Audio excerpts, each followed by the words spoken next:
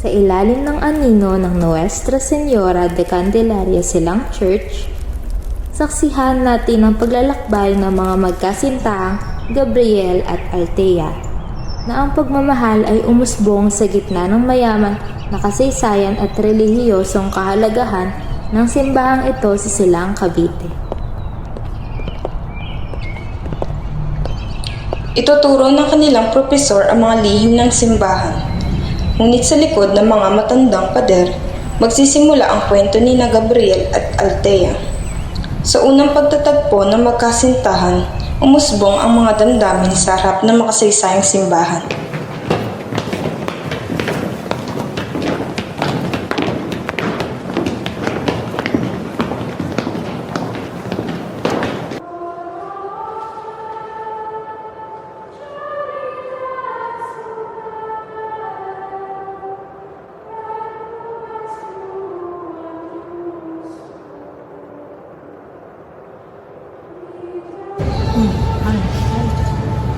Diranin nga po. Di ba matagpas si Tanya? Oo, Althea. Nice to meet you, David. Passion of Christ, strengthen me. O good Jesus, hear me. Within thy wings, hide me. Permit me not to be separated from thee. And the wicked foe to family. And at the hour of my death, call me. And bid Sa paglipas ng mga araw, dadalhin tayo sa mga pagkakataon kung saan ang magkasintahan ay magkakakilala at magkakapalagayan ng loob. Ang malamlam na liwanag ng simbahan ay magiging saksi sa mga simpleng pagtatagpo at tila ba unti-unting sumasabay ang kanilang mga puso sa ritmo ng kampana.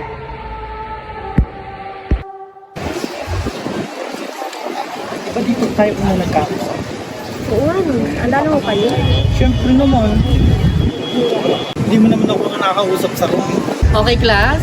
Maaari na kayong mag-ikot at suriin ang bawat disenyo ng simbahang ito upang mas lalo niyo pang maunawaan ang kasaysayan ng simbahang ito.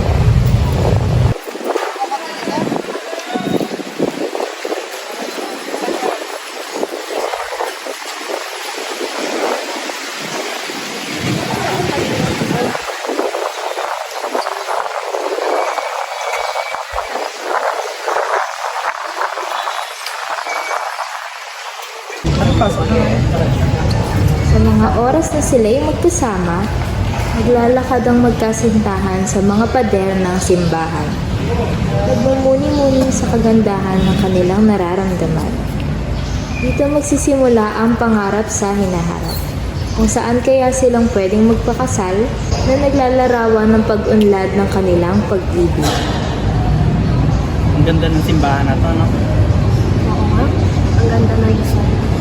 Detalyadong detalyado. Pero alam mo ba kung ano yung mas nagpaganda dito? Ano? Ikaw. Kasi kasama kita. Smooth, pero totoo yun.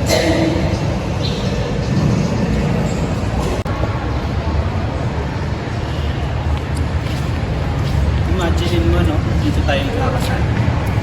Oo, tapos may mga bulaklak, candles, ang romantic. Oo. Sobrang solemn ng ambience.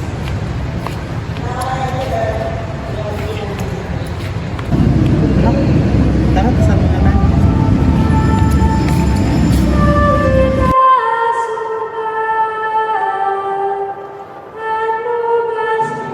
Sa isang mahiwagang pag-imagine, dadalhin tayo sa nakaraan. Ang magkasintahan ay napasailalim sa mga pangyayaring naganap sa simbahan noong ika-16 na siglo. Sa ilalim ng anino ng nakalipas, bibigyan nila ng bagong damdamin ang bawat kanto ng simbahan.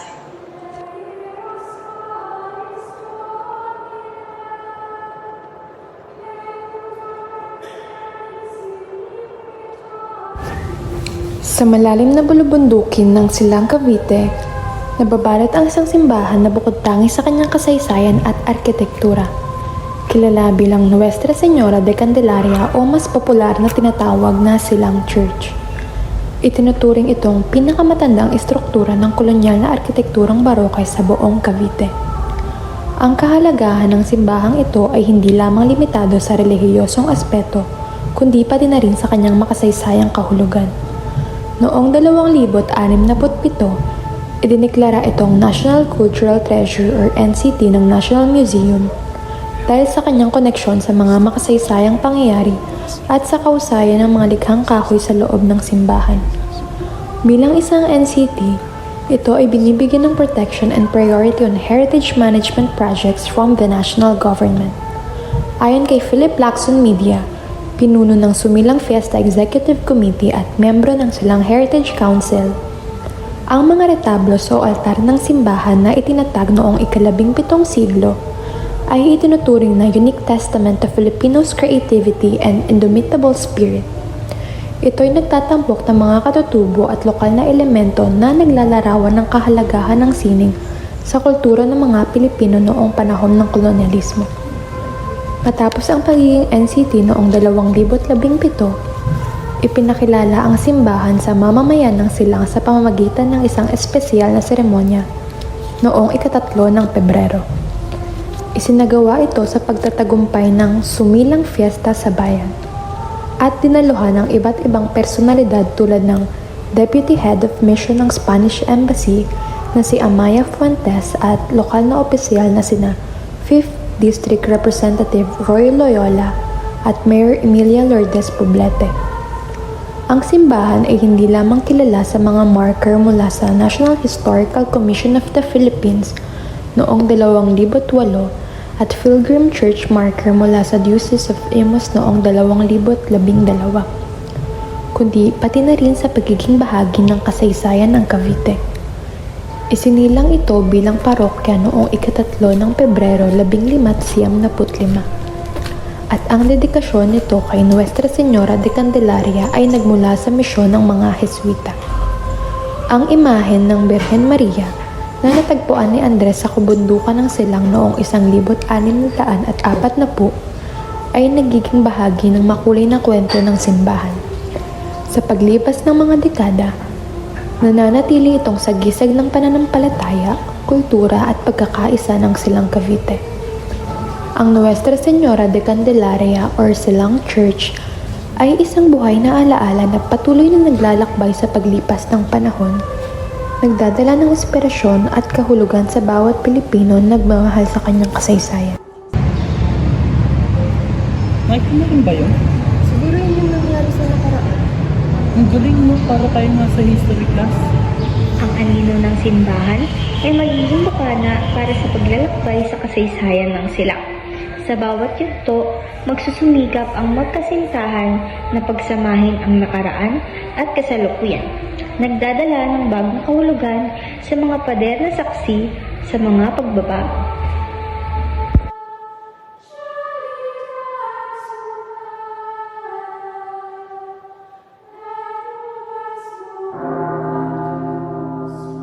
Ngunit tulad ng lahat ng pangarap, ang magkasintahan ay babalik sa realidad.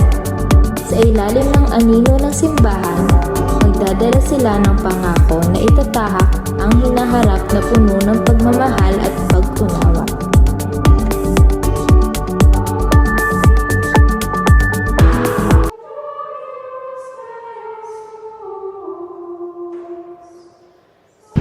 Balik na tayo sa reality. Pero alam mo, ito yung reality na gusto ko. Ako rin, Gabriel. Sa reality at hinaharap, kasama kita.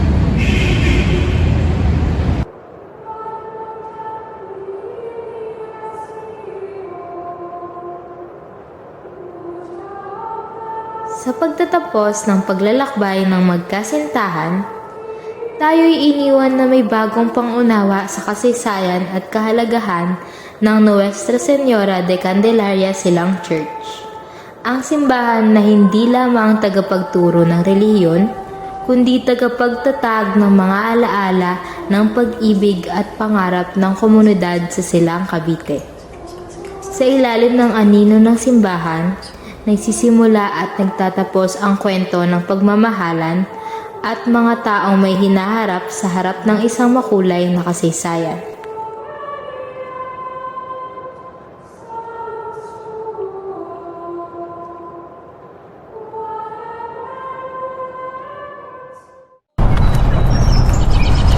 Okay, class, kamusta ang pag-ikot?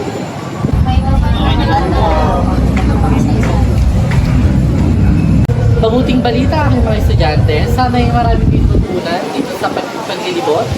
At ito na yung pinakulit, magsipagka tayo sa ating sakya.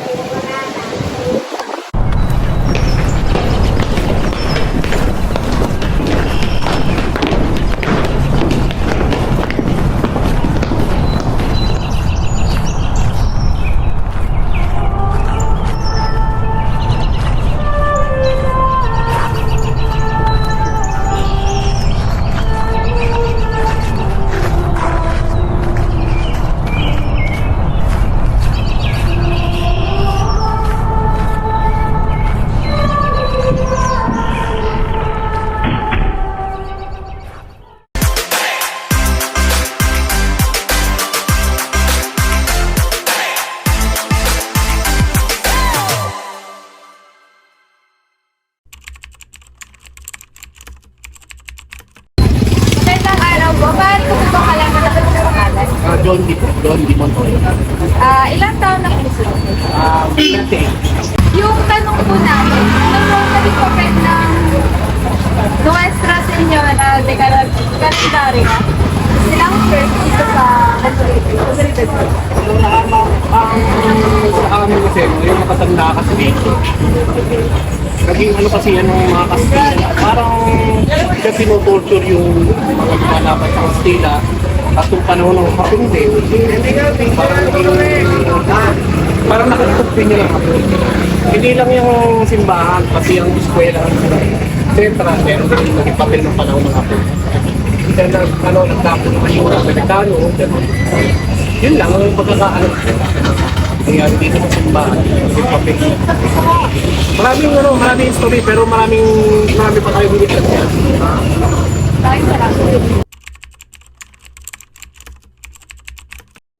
Magandang umaga po. So, ano po pangalan? Mercedita Ramos. Ilang taon po kayo? 58. Gaano po kayo katagal nagsisimba sa simbahan to? Since 1997. Ano naman po na itulong ng simbahan sa pang-araw-araw niyo po na pamumuhay? Maraming blessings araw-araw. Yun lang po. Salamat po. Magandang umaga. Maaari ko bang malaman ang pangalan ng ito?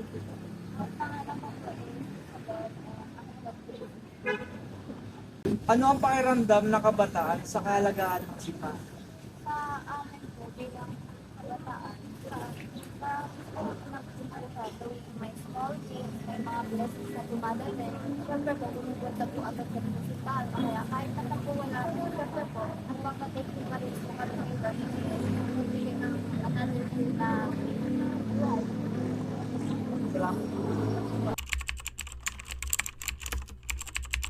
Magandang umaga po, Nay. Ako po si Auline Bunyon. Maaari ko po ba kayong interviewon patungkol sa negosyo niyo po? Ay, ano po ba yung pangalan at ilang taon na po kayo? Ako si Erlinda Flores, taga 57 years old, taga Silang Cavite. Paano po nakakatulong ang simbahan sa lokal na ekonomiya? Hindi ko masyadong may paliwanag. Pero talaga nakakatulong ang simbahan, lalo na sa ating peace of mind, tapos yung pag-iisip ng mga tao, sa mga katamisan ni Father. Nakakatulong yun at nakakaliwanag. Naliliwanagan ng mga tao. Mga sermon ni Father at mga pumilinyat. Nagkaroon po ba kayo na oras para magpasalamat sa Diyos? So, siyempre, araw-araw, salamat. Hindi marunong magpasalamat. Gaano na po ba kayo katagal na nagbebenta dito sa tapat na simbahan? Sa akin, nasa 20 taon. Maraming salamat po.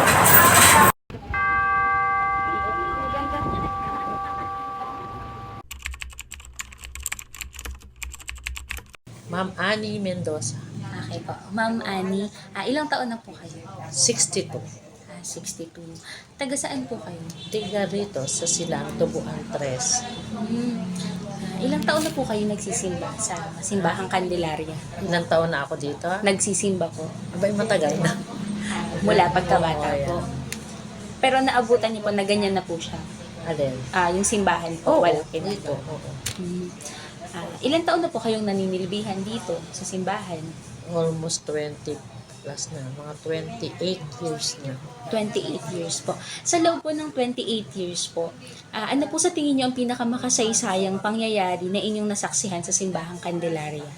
Ay, ang kauna-unahan na kasi nung bata pa ako, high school, kami diyan sa simbahan. Tumasali ako sa yung catechist, nagtuturo kami. Tapos nagse-seminar kami sa SBD for almost 3 months yon na nag-seminar kasi kailangan yung naggagawa kami ng lesson plan kung ano. Nagtuturo kami sa Central, sa every MWF, ganon. Parang kami, nagse-serves kami ng gano'n. Tapos napasali rin ako, kasi umpisa noon, napasali ako sa MFO, yung organization, MFO, May Flower Organization. Tapos napasali rin ako sa choir. Unti-unti. Tapos ako na kinuha ako ng empleyado na kasi noon nag-project kami ng lupon ng pagawaing pansimbahan. Nag-project kami para maanohan sa simbahan yung pang dagdag na kita. May project ayun. Ito na project namin. Hanggang sa nadala po kayo dito sa religious store po. Doon po kayo nag-umpisa. Doon muna ako sa kabila. Tapos na-transfer ako dito. Maaari niyo po bang ibahagi sa amin ng mga relikya po dito sa religious store? Yung mga relic, mga santo. Iba sasabihin ko, yung mga santo. Yan, yung Lourdes, Santo Niño, tapos ito yung nasa harapan ng simbahan. Kasi dalawa yung klase. Ito yung nasa may harap, yung nandiyo sa mismong altar po. Ito yung pinaka-original. Tapos yung isa, yung nakadamit. Yan yung pinaka-main. Yun. Bali, ang simbahan, ang nito, years is 428 years na to. 428 years na to. Tapos ito ay Ina ng Bato, Saint Therese. Tapos ito ay Mother Perfect. Mother kalimutan ko tuloy ito. Yung ng mga madre. Oo. Tapos, meron tayong mga, ito, kasi nagno-nobina, ito yung aming ginagamit, nobina. Tapos, meron din kami pang Saturday. Ito. Tapos, ito ay, ito yung Saint Vicente. Saint Vicente. Saint Vincent, Saint Vicente. Ito ay Miraculous. Miraculous. Tapos, ito Saint San Jose. Tapos isa, Saint Benedict. At sa Padre Pio. Tapos mga rosaries. Lahat po yan, binibenta po yan dito. Ito ay foundation. Yung ng foundation, nagpapaaral kasi kami. Katulad nung isang pare na nag-graduate na, pinag-aral namin yun. Kumbaga dito po nanggagaling yung iba, pinapang-aral sa mga pare. Yung iba, kumukuha ng benefactors. Maraming salamat po sa pagbabahagi niyo po ng mga kasaysayan po. Maraming salamat po.